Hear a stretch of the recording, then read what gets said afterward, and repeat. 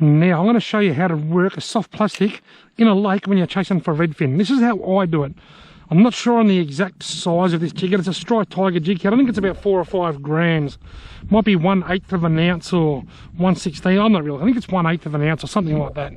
Anyway, it's the biggest one that I can get away with on the day that will allow me to cast the furthest and allow the soft plastic to sink. Now what I'm going to do, I'm going to cast it out there as far as I can.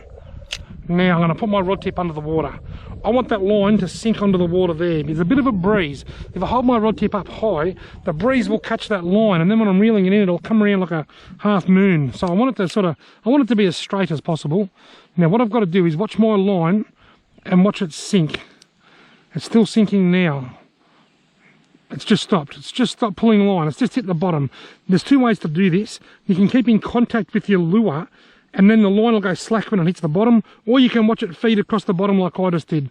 That's hit the bottom. Now I want to work this soft plastic close to the bottom, so what I'm going to do is I'm going to give it 2 or 3 really sharp jabs.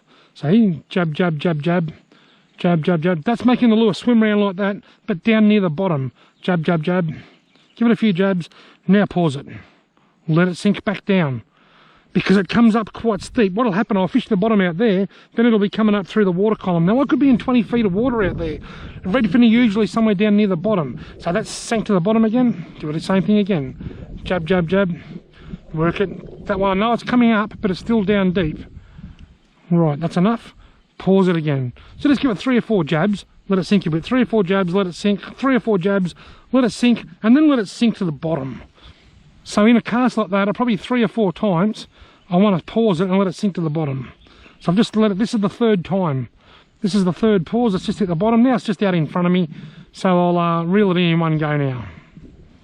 So that's how I work a soft plastic in deep water when I'm fishing in a lake. I cast it out, I let it sink all the way to the bottom, then I just work it in like jab, jab, jab, jab, jab, jab, then I let it sink a bit. But then probably 3 times in a cast or 4 times in a long cast, I'll pause it and allow it to sink all the way to the bottom again.